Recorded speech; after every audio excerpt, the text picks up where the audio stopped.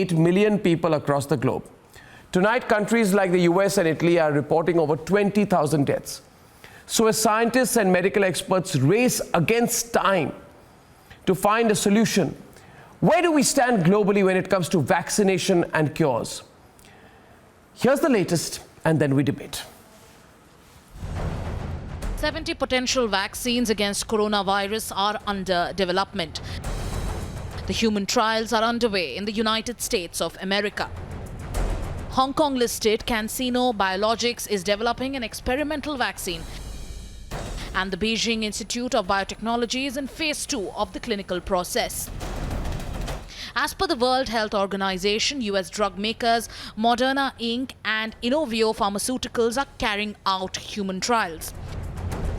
Meanwhile, drug makers and pharma companies are racing to find a cure, with experts across the world seriously exploring plasma therapy. Recent reports suggest 3 Indian Americans showed recovery after blood transfusion through plasma therapy. The global corona count is inching closer to 19 lakhs. USA and Italy have already reported over 20,000 deaths. How long before the world gets the COVID cure? Let's debate.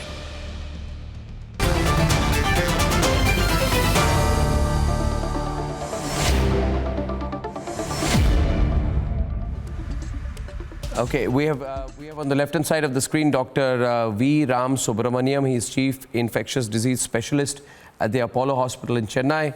And on the right-hand side of the screen, we have a Professor of Biochemistry in Delhi University, Dr. V.K. Dr. V.K. Chaudhary, I'm so sorry.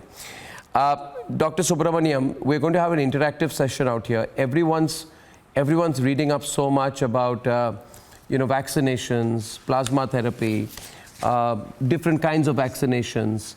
Then we suddenly get news. Yesterday, there was somebody who tweeted that Oxford University, there is a study which is going on there by a person called Dr. Sarah Gilbert, which is promising human trials by September. So the time for a vaccine appears to have been brought ahead. From a scientific perspective, where do we stand? Even WHO is saying there will be 60, 70 vaccines already almost in the making, and few of them are ready to go for human trials. Where do we stand right now? How close can the vaccine cure come, you think? Can't hear. On the 11th of January, China declared the genetic structure for this virus. And by the 16th of March, we have already started human clinical trials. Today, there are probably 150 vaccine candidates. Out of which 78 are confirmed that another 37 are probably not. We don't have news about them yet. And almost 73 of 78 are in still preclinical stage. They have not reached human testing yet when they should have been. And in general, the development of the vaccine takes about 10 years. For the case of Ebola, things have been accelerated, and we had a vaccine ready in 5 years' time. And for COVID, it's something phenomenal that within a matter of 2 months, there are studies going on, and we are probably looking at the possibility of a vaccine in maybe 12 to 18 months. We are still quite a distance away, but in real terms about what happens in the vaccine world, this is something phenomenally fine. Okay. We'll fix the audio there. I could hear you. Essentially, I'll recap what you said. 73 odd cases of vaccine trials which are pending, but all of them have not gone into human trial stage. Professor Vijay Chaudhary, who's with us, and viewers will open up to some phone calls now also. And you have the hashtag there. You can use the hashtag and tweet us. We'll try and pick up some questions from you. So, Professor Vijay Chaudhary works at the University of Delhi South Campus Center for Innovation in Infectious Disease Research, Education and Training, which is UDSC CIIDRET. His area of expertise is antibody isolation. And I'm told, Professor, that you and your team are isolating genes encoding antibodies which can neutralize SARS-CoV-2. What are you working towards? What is the aim of your lab? And how far are you from finding some success in this? Okay.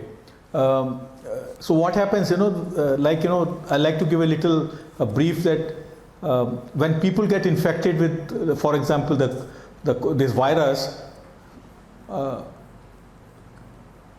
Go on. I can hear you loud and clear. Okay. Go on. I think Dr. Subramani is speaking, or I am speaking. No. You're speaking. You're speaking. Okay. So, so when this virus infects, see, most of the people who are infected, they are recovering with a supportive treatment, and it is because our body is able to elicit the immune response.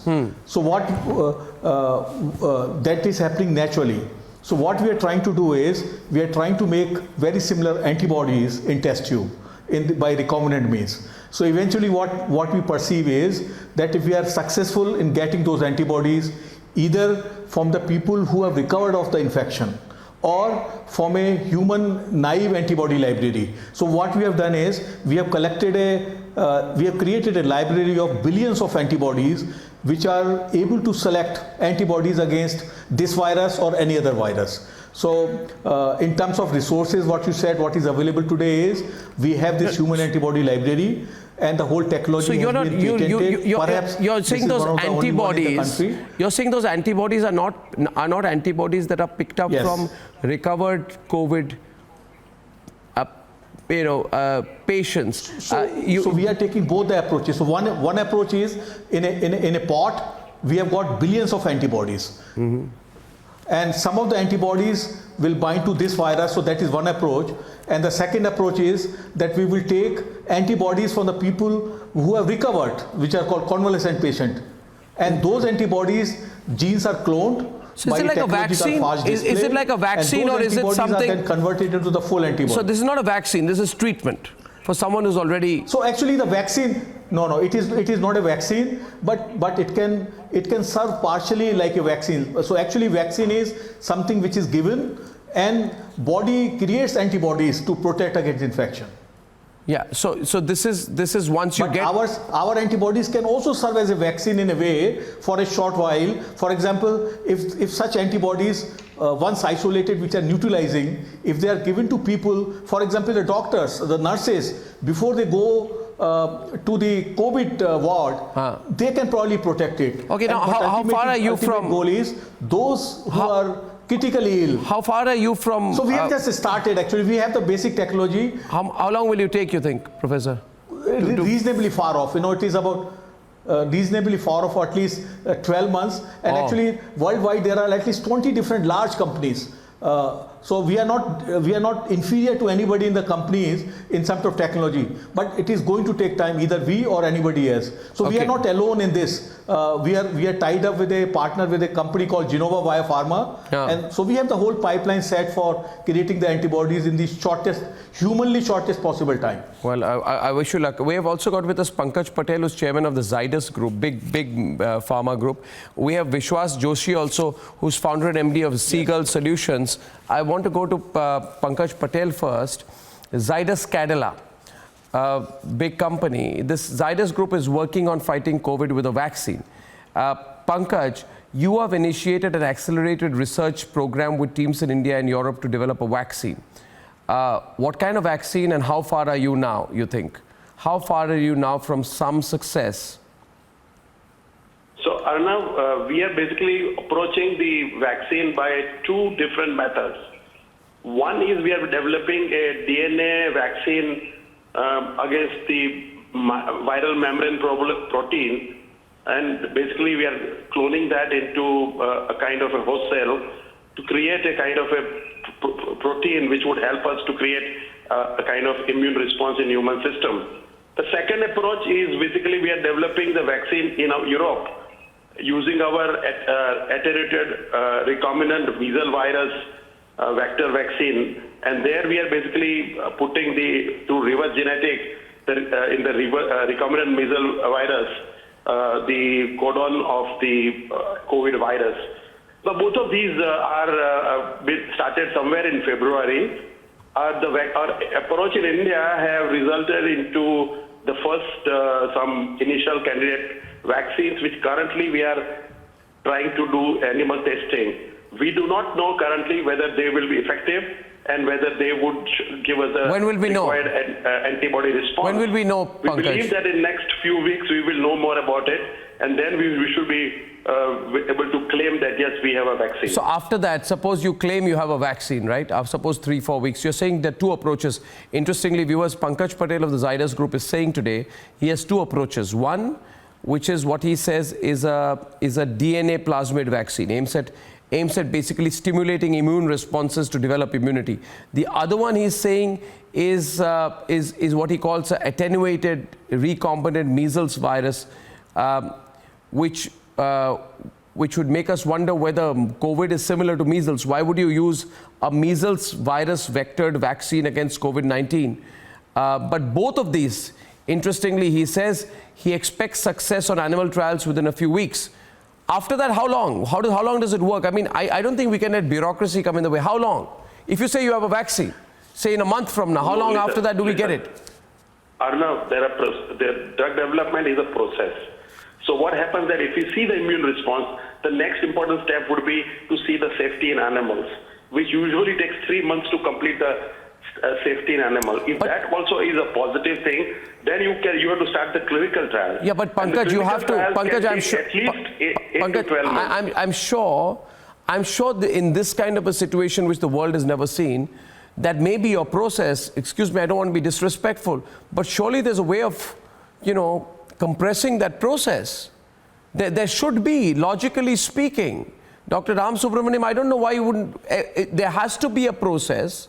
I'm not saying put out a fudged medicine, but if something is largely correct, given the number of deaths we are reporting daily, there has to be a way of bypassing the bureaucracy of the process. What do you think, Dr. Subramaniam?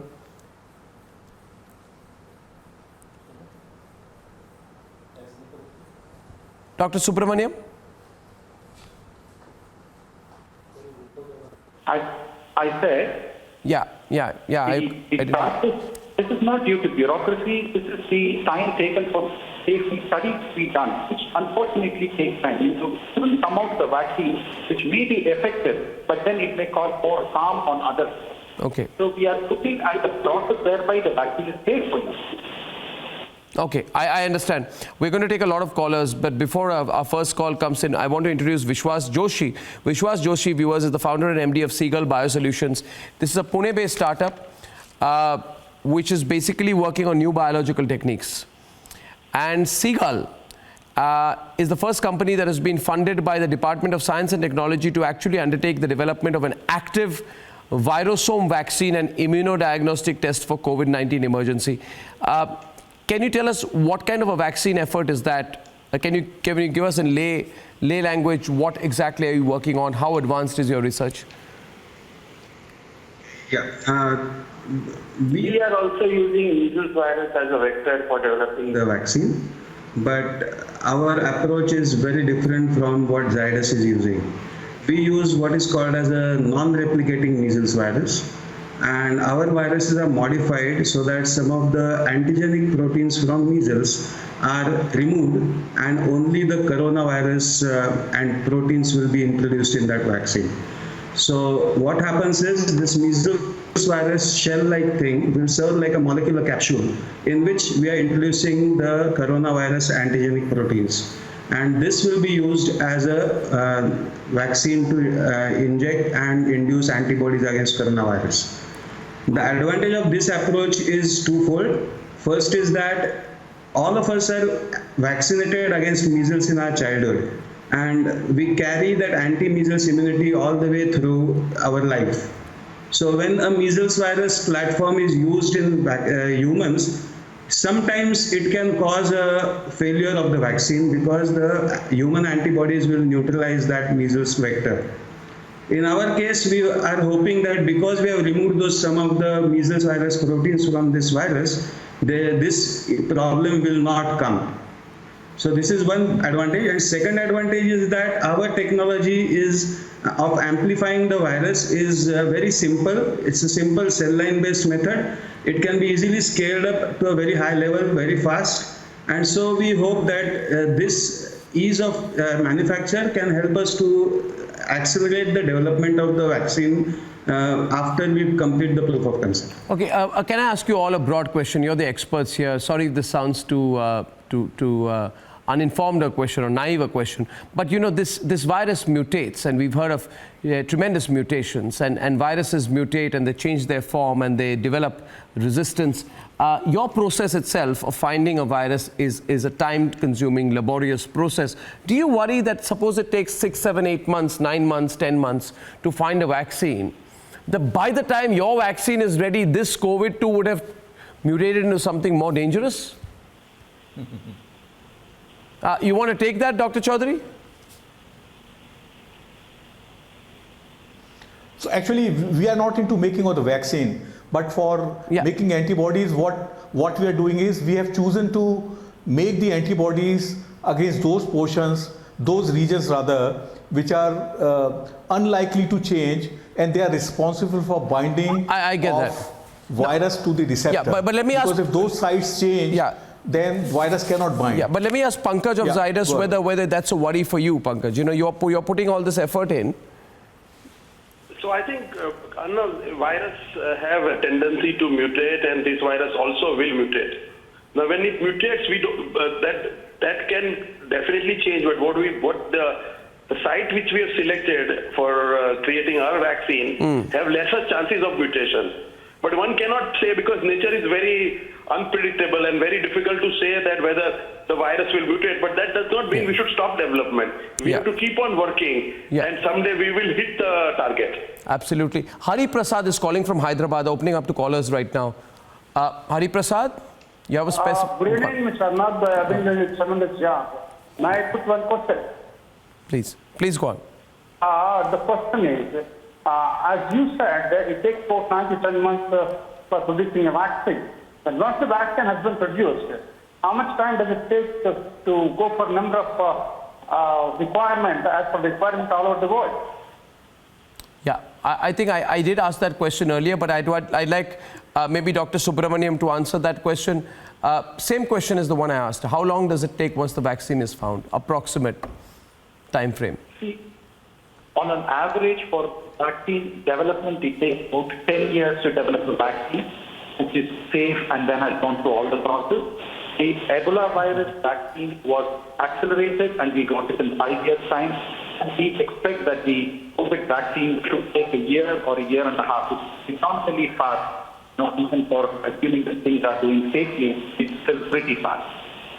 All right. Okay. Thank you for that. Arindam is calling in from Kolkata. Arindam? Good evening, Arnab. Good evening. Good evening. I want to know from Dr. D.K. Chaudhary that whether it is we are very hopeful regarding this vaccine, and I want to know whether it is to be used before the exposure or during the time of treatment. This is my main question. Along with another question that if the gene of this virus can mutate like the avian influenza vaccine, then what to be done?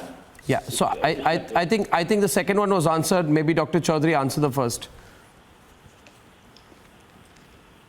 So Arindam, we are not making the vaccine, but you can call antibodies also as a vaccine, because if the right antibodies are created, even when they are given before treatment, I would not give it to the public, but I would certainly give it to the healthcare workers, doctors, nurses. More exposed. So they will already have the antibodies which can protect against infection. So that means the antibodies can serve as a vaccine, as a temporary measure for those who are at high risk. And of course, those who are likely to get infected and go into the critical phases, they can certainly be saved by such antibodies. So in fact, I'd like to point out, maybe Arnab will bring it a little later, about the plasma therapy. So all this concept of recombinant antibodies against infectious diseases has come for the plasma therapy. In plasma therapy, one uses blood from the human who have recovered.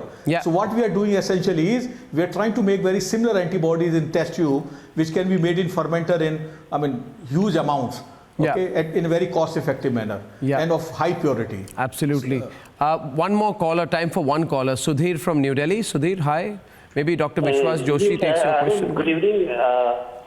My question is, it is said that if you take vitamin C or if you take amla or lemon, it helps in building the immune system. Is it correct? Vitamin C, if you take amla. Okay, I will let Dr. Ram Subramaniam take that question.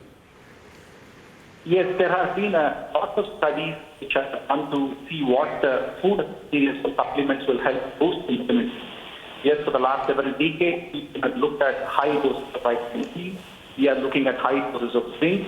All these probably definitely help improve the immunity, but whether they are specifically useful for COVID, we don't know yet. So you also have to realize that when you take a large dose of supplements, it can sometimes be harmful. For example, high dose of vitamin C can result in stones in the kidney. So we need to keep that also in mind. Absolutely. Well, I thank Pankaj Patel, Dr. V.K. Chaudhary, Dr. Ram Subramaniam and Vishwas Joshi. We had a lot of tweets and calls. I've not been able to take all, but people are very, very aware and very, very keen. And we are going to have more editions of this COVID cure. I would wish you all the very best of luck. The very best of luck. And we are so proud that you're at the cutting edge, racing with the world towards finding that elusive cure. Best of luck to all of you. And good luck to you. And ladies and gentlemen, at the very end, we'd say tomorrow, 10 o'clock, we'll be live when the Prime Minister is going to announce the extension of a lockdown. We here at the Republic Network believe that we are far better off today than we would have been without a complete lockdown. We just need to make the next 2, 3, 4 weeks much more effective this time. See you tomorrow morning. Good night and goodbye.